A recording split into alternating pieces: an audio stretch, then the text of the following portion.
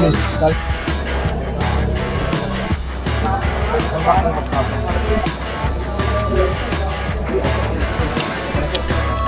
we go again. Kapit na starting, 10 minutes na lang. Good luck sa mo. Ready na kayo mag-reunion, bye. Okay, Ram. 8 minutes before gun start.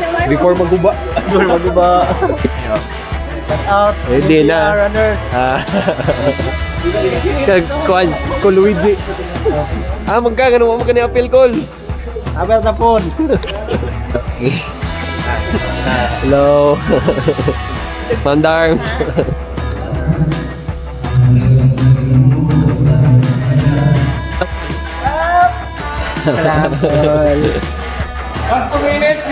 Kapit na mag-start. Kung yan ako mabalik ko vlog kung hayag na kay dulong mo kayo ni picture sa dami.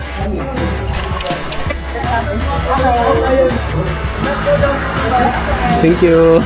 Mag-vlog ka ulit. Chill lang. Okay, 5 seconds na lang daw. 2, 1, go! Yes.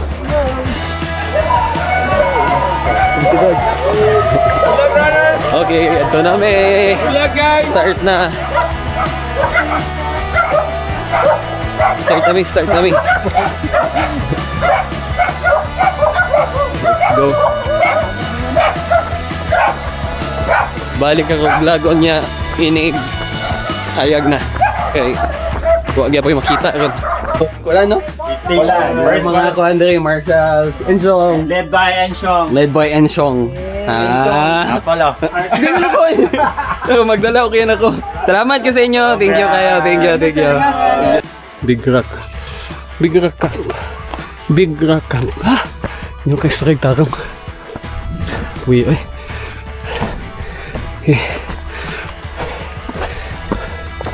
Vlogger ko dyan kay Kapoy.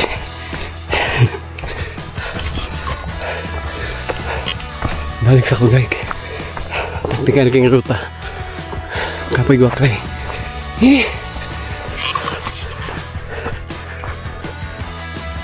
Unikaran campsite. Musi kayo. Buglang na kayo. Saan naman ko na kilometer? 19.38 kilometers, 1,800 elevation gain. Grabe kalami.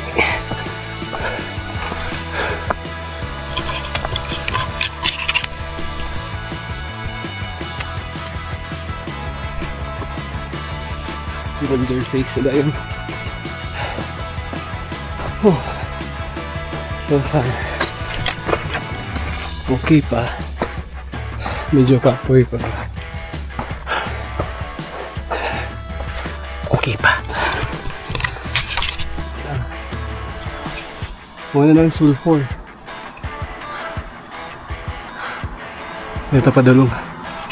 Ang baho na nilang.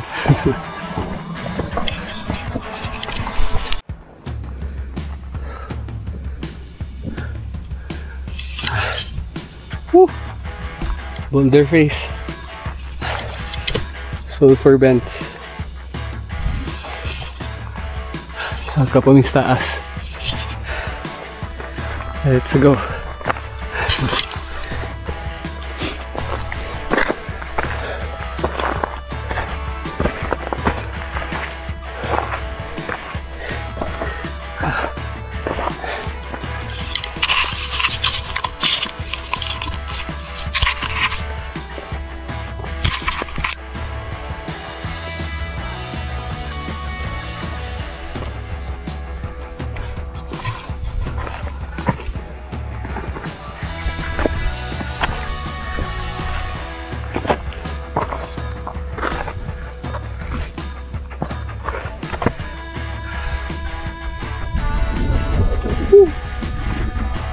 Ito bato na dyan. Ikaw na yung mga bato. The best ang view. The best kayang view. Okay. Balik na ko. Baklay. Oh. Scrambling din ito. Scrambling. White sand. Ikam. Nasir. Okay. Kadayon ta.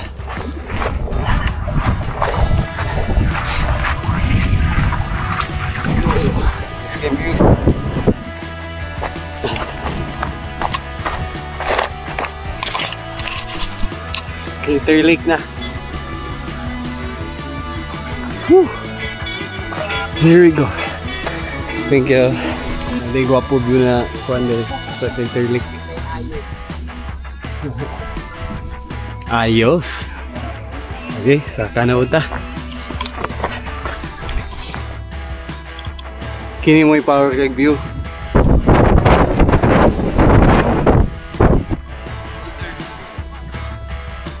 Crater Lake. Ako nalaspag. Woo! Hinay-hinay na Buddha. Saka pa.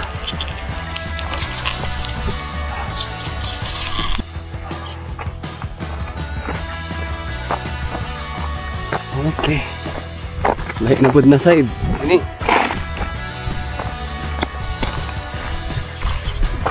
Bigyan ka mabitin na yung ruta.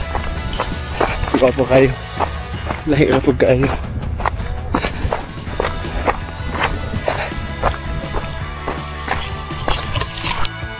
View sa Lake Binado.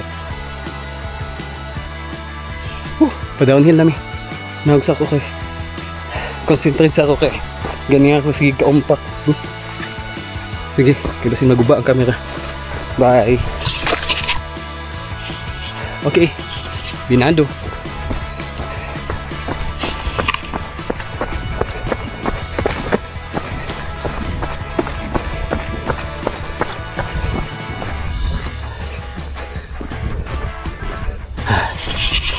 Ang lake o ang water station.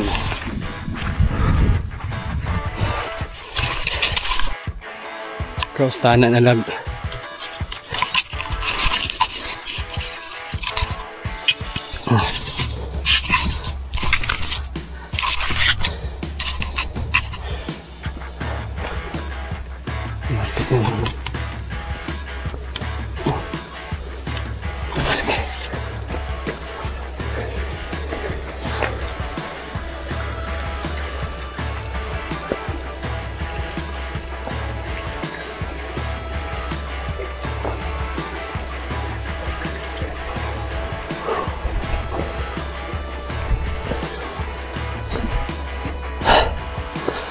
View.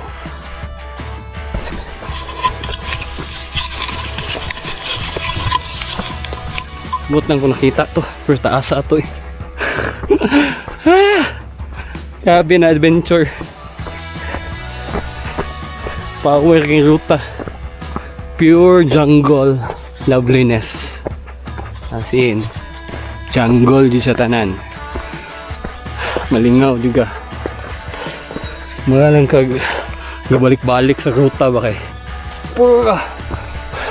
puro mossy forest, puro obstacle course kay dagan kay vlogs na nakatumba basta kay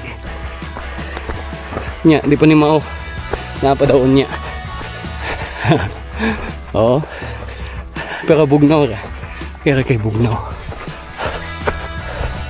mossy baik ta buta. Susunod tre. Manamig kaon. Fire na pod meron. Pinakauna ra may gon.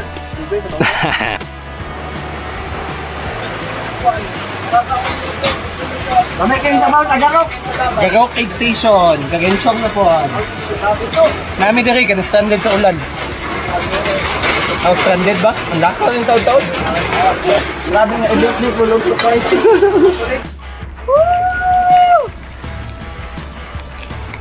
Mo ni lami. Ulanan pa jud. Kabagaayan. aid station. Nakaagimig ruta na kuha na dito ng mauba. Kasi gabuhat ang itong ruta, ikaw? Lagi. Wala ko sila. Yun to ba? Kita ka din ng tao. 6, 2, 3.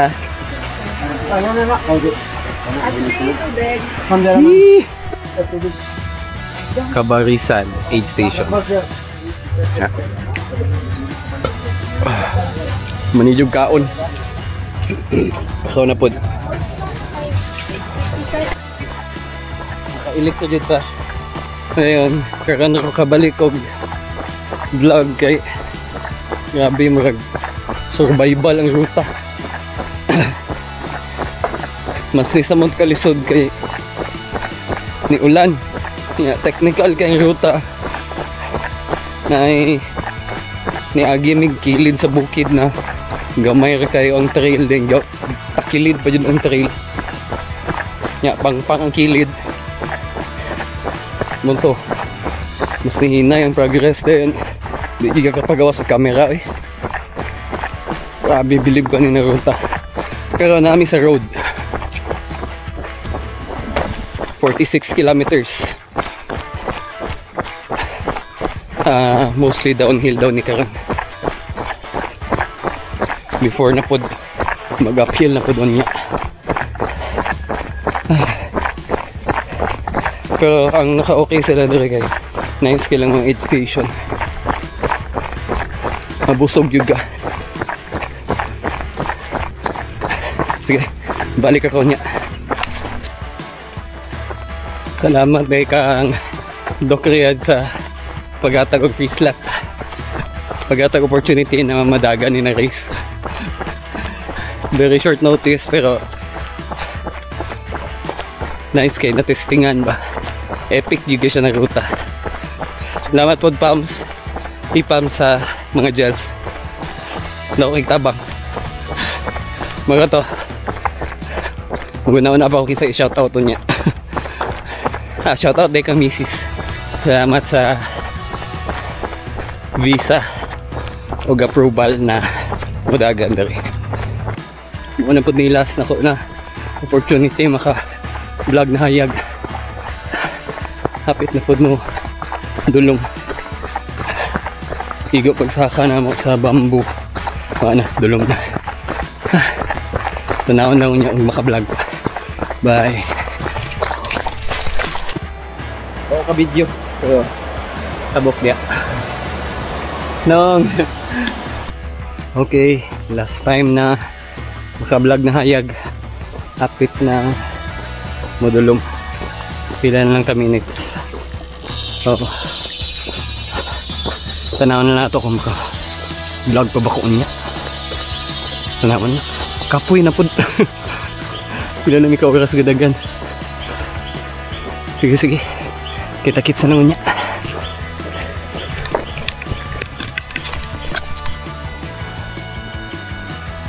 Mga 1 kilometer away na lang from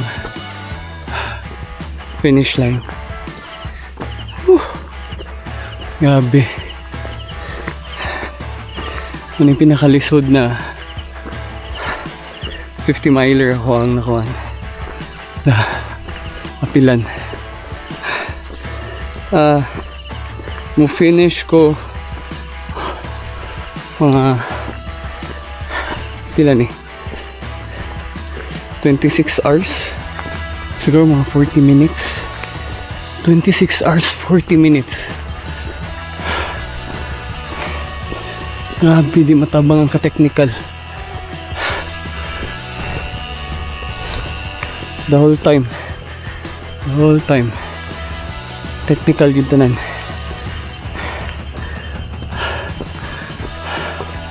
Dagan pag nakigbisog sa trail and then kuha na lang less pila na kuha nila 3 hours kapin na lang 3 hours 30 minutes dapat makaabot na sa finish line. Grabe din. Sige lang, mag-review na lang ko sunod. gather sa ako kong thoughts about ano sa dula. Whew. Finish line na. Have your mandatory gear checked. Finish line na.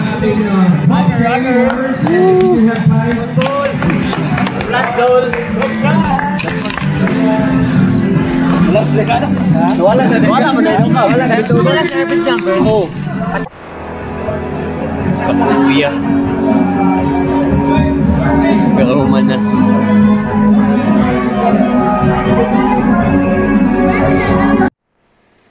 Okay, so naka-uli na tagiligan.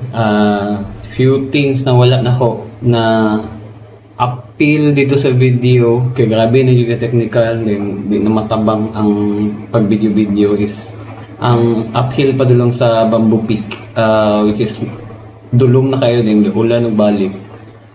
Halos dili siya mahuman na uphill.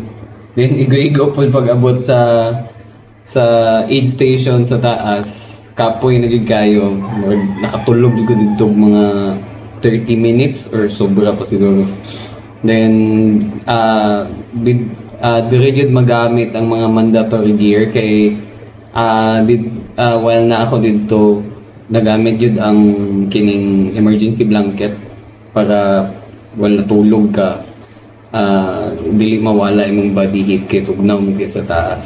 So and then after ato is taas kay na downhill, panaog na pod sa Bamboo Peak, dayon another uphill padulong sa Boribit Mountain Range, which is isa sa pinaka-challenging.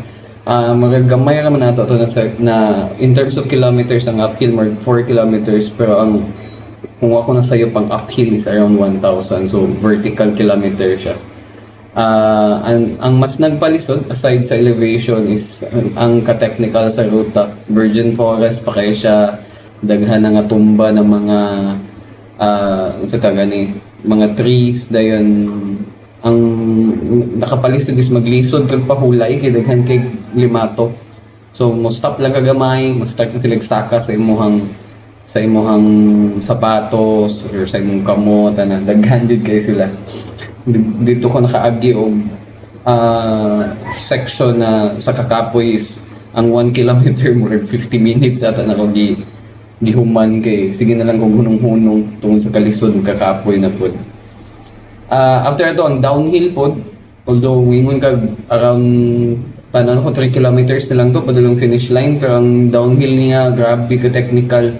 Dili yun mo siya madagan, so magsige lang kagpadidit kay bias kaayo. Yun na kalisod ang ruta. Pero overall assessment ako sa race, first is aid station well stocked. I mean, dili jud ka magutman, pwede pa ka magbalon padulong sa next na aid station para sure yun na dili ka magutman.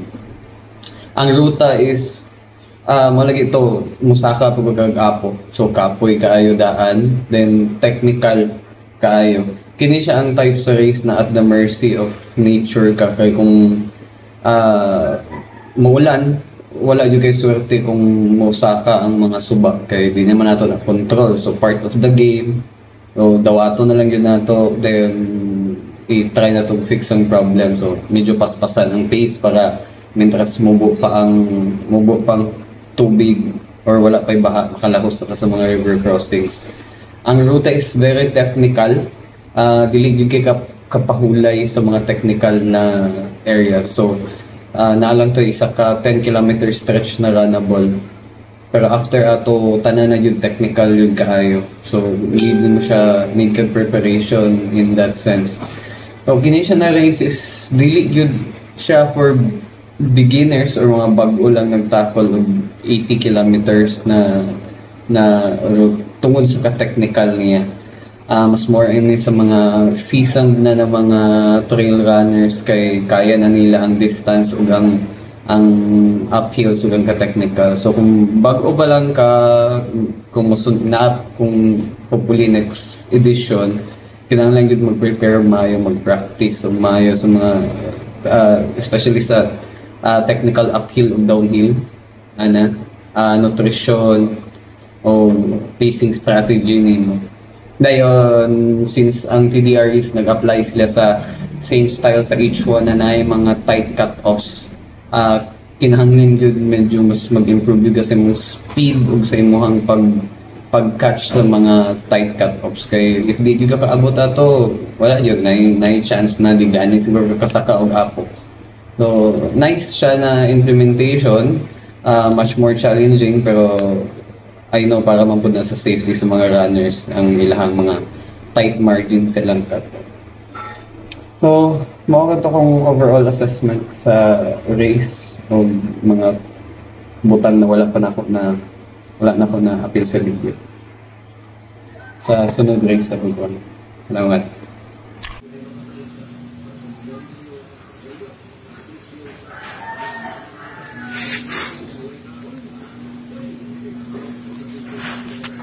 Napalyuday ko na import na matok na nako sa iligan. Yep. Ambot lang kung napabela yung limatok. Naman siya. Siya din sila nung sabay dito misis ni Ron.